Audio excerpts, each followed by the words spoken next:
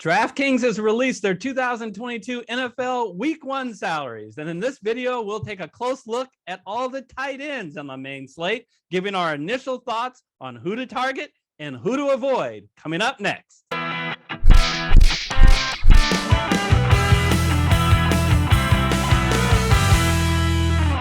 Hello, everyone. I'm ALIE-COX. And I'm WIley, and we're the Fantasy Football Consultants. We'll be giving our initial takes of the Week 1 main slate on DraftKings, and in this video, we're covering tight ends.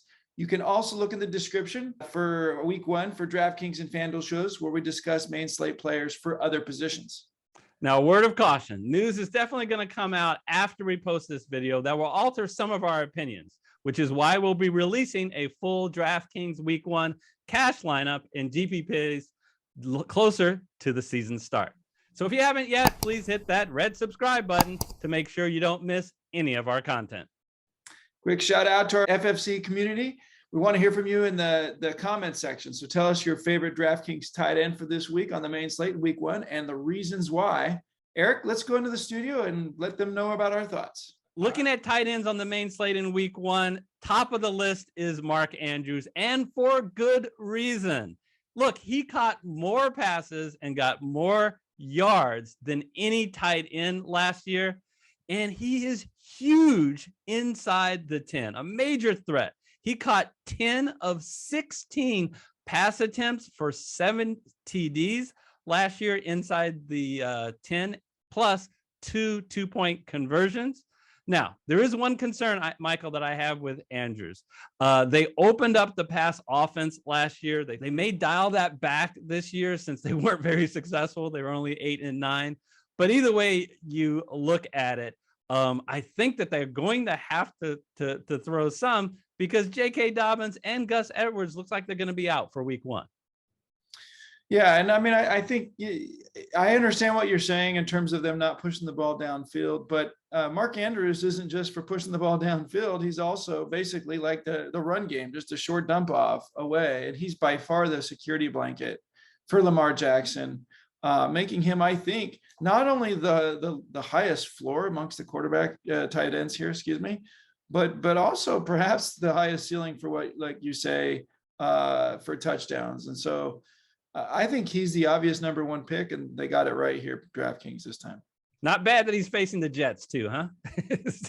Exactly. Sorry, I got to put the proverbial Jet dog up who's upset with my comment. All right, so let's move to Travis KELCE, who's right behind him, $200 less. I think the big, like Andrews, he's dominating near the end zone. Inside the 10 last year, he was a ridiculous 9 for 9 in catches versus attempts with 6 TDs. He's in an awesome game script with a 28 implied total. But I guess the question, Michael, I have for you and everyone else is, how will he be affected without Tyreek Hill running fly patterns and getting detention? Well, I think he's going to be positively affected, actually. I think he's going to be even more important than he was this last year. I think everybody knows that. But yeah, will he lose a little bit? Will he be double covered more often than he was last year? For sure. But he was double covered a whole lot last year, and he still put up the numbers that he consistently does. People talk about his aging. He's now 33. I say that's the prime of his NFL career. I think he's going to have another very good season because of, to some extent, from a fantasy perspective, even better because Tyreek is gone. But, you know, it looks like Arizona last year was really tough on tight ends. So I think that's relevant. I didn't look into that too much, but it probably has something to do with their coverage schemes. And I won't be mad at you if you start KELCE, but I will be mad if you start George Kittle. I'm a no on George Kittle. Look, I do understand that he's gotten almost 4,000 yards in the last 4 years. That is 500 yards more than any other tight end not named Travis KELCE. But I really think the move from Garoppolo to Trey Lance is going to hurt George Kittle. We have a very small sample size. Kittle and Lance were only in the lineup together for 6 quarters. But for those 6 quarters, what was his stat? 1 catch on 6 attempts. So I'm a pass. Are you? What are you? Bring the 49er fans are upset with me, Michael. Do you have a rosier picture of Kittle than me? Well, no, I think it's just a little bit risky right now with Kittle because of what you just said. I actually think the move to Lance will prove to be valuable for Kittle. I felt like Garoppolo didn't know how to use Kittle right. He was so inaccurate at times, which really hurt. I think someone like Lance, who's going to get outside the pocket a little bit more, and probably will not be allowed to throw the ball downfield as much. There'll be a little bit more game management. I think Kittle will benefit significantly, being in the tight end position, even though he's a wide receiver in tight end's clothing. But you're right. In this week one, why would you pay those extra dollars for somebody in a situation that's a little uncertain? All right. So let's go on to Kyle Pitts at $200 less. In most circumstances, you have to say that Kyle Pitts had an extraordinary rookie campaign. He got over 1,000 yards, and that was third most among all tight ends. But strangely enough, which really hurt his fantasy value, he only got one touchdown. One thing to call out on Kyle Pitts is, he still scored in the top 5-6 fantasy scores consistently towards the end of the season, even though he didn't get in the end zone. And that is going to change. It just would be foolish not to have that change, but he's just too expensive at $5,700. Yeah, you do figure that he is going to get opportunities even more than last year. Why? Because Calvin Ridley's gone, Russell Gage is gone, and replaced by rookie Drake London to receive hopefully the most carries among most attempts among wide receivers. But I just worry about this Atlanta offense under Mariota and a terrible offensive line. All right, so I'm going to let you take the lead on this next guy, Gary. Darren Waller. If you think about the name and you think about the game script, high scoring against an LA Charger defense that didn't do well against tight ends, you might have thought that he would have been more expensive. What do you think? Well, I think there's a really high ceiling here. I really think the addition of Devontae Adams helps Darren Waller. If you paid attention to the Raider games last year, you saw that Darren Waller was basically a decoy. He was double covered all season long. It hurt him, obviously, in his fantasy scoring. He was towards the bottom of fantasy scoring. So he ended up being, really a poor fantasy play.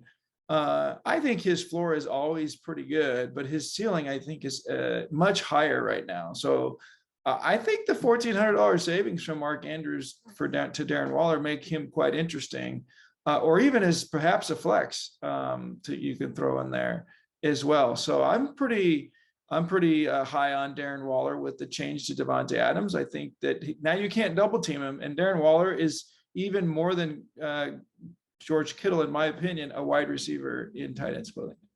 All right, I won't use the joke that you should have just stopped that you're pretty high. But you're not just high on Waller. All right, that was terrible. Sorry. All right, let's move on to TJ Hockenson.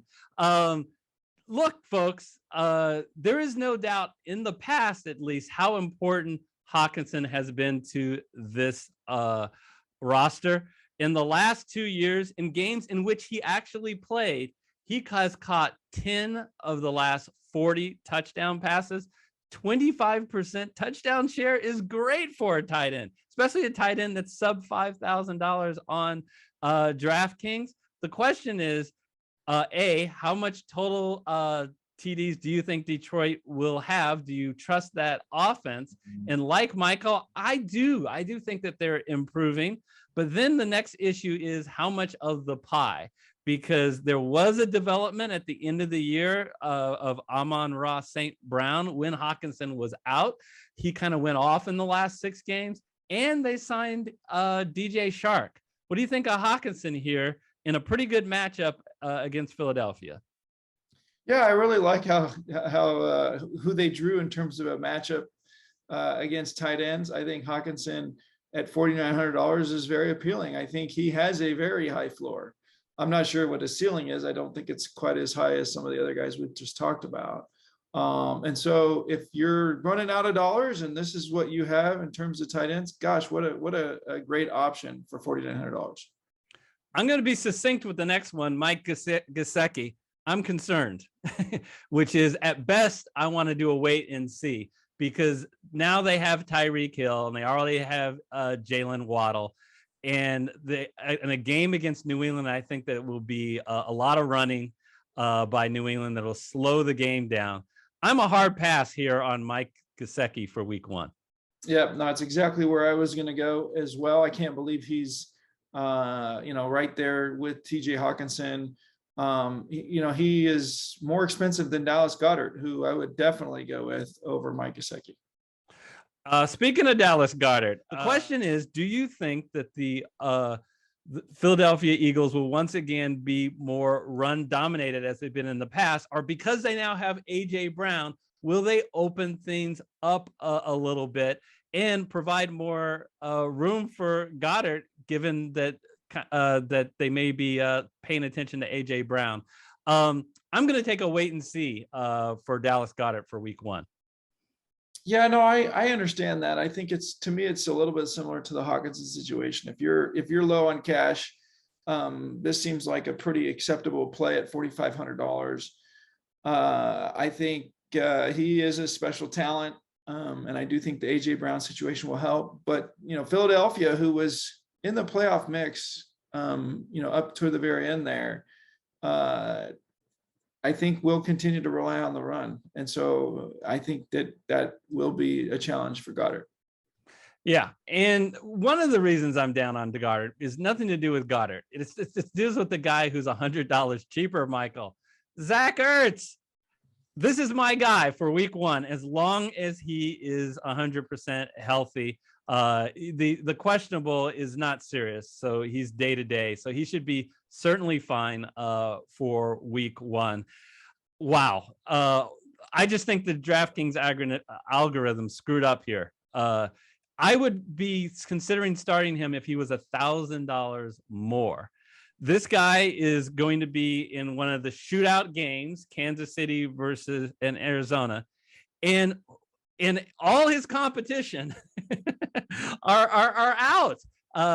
Hopkins is not going to play in this game. Hollywood Brown may be suspended by the league for his speeding. I just think that Christian Kirk has been traded. Chase Edmonds is gone. And what Ertz did last year was great in and of itself. 5 receptions on average, 52 yards with 3 TDs. They invested $10.5 million over 3 years on this guy. There's no way he's not a big part of this offense, Gary. Michael. No, I think you're right. I mean, with what the weapons that Kyler Murray has this week, Ertz is going to be relied on heavily, probably sneaks a touchdown in there as well, gets his at least 5 or 6 catches. So the floor is absolutely super high here. Ceiling's not too bad as well. So from a bang for your buck perspective, I agree. He needs to jump up several spots. And because he's so cheap, maybe this is the guy to go with this week. Yeah. If you want to go cheap, and you can scroll down, there's not a lot that excites me. I will say that Hunter Henry at $3,800. Look, I like Zach Ertz more, but if you are in a situation where you have to pay down more, not bad. He actually tied KELCE and Andrews with the most tight end touchdowns last year with 9. It's just not a very good game environment. He's a road dog with only 21 implied total. So I agree with you. This is where you're at dollar wise, it's not a horrible play. And if you got to go dirt cheap, you got ALIE-COX, who is a starter in Indianapolis. Great game environment. They should destroy Houston, who's definitely below average in defending against tight ends. So we're just talking about tight ends in this particular video. You want to check our other videos where we do a deep dive at quarterbacks, running backs, and wide receivers. Take care, everybody, and we'll see you next time. Stay safe.